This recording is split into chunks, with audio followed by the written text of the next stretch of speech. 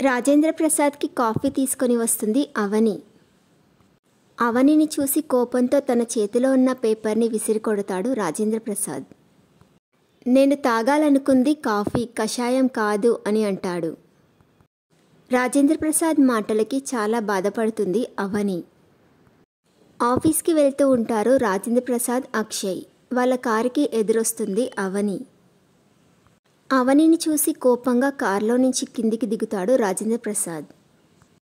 పల్లవి అని గట్టిగా పిలుస్తాడు. రాజేంద్ర ప్రసాద్ పిలవడంతో ఇంట్లో వాళ్ళందరూ బయటికి వస్తారు.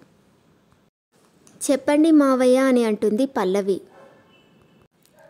ఈ రోజు నుండి మేము ఏ ముఖ్యమైన పని మీద బయటికి వెళ్ళినా నువ్వే ఎదురు రావాలి అని అంటాడు రాజేంద్ర ప్రసాద్ పల్లవితో. రాజేంద్ర ప్రసాద్ మాటలకి చాలా బాధపడుతుంది అవని. అవని బాధపడటం చూసి ఆనందిస్తూ ఉంటుంది పల్లవి. తర్వాత ఏం జరుగుతుందో నెక్స్ట్ ఎపిసోడ్లో చూద్దాం.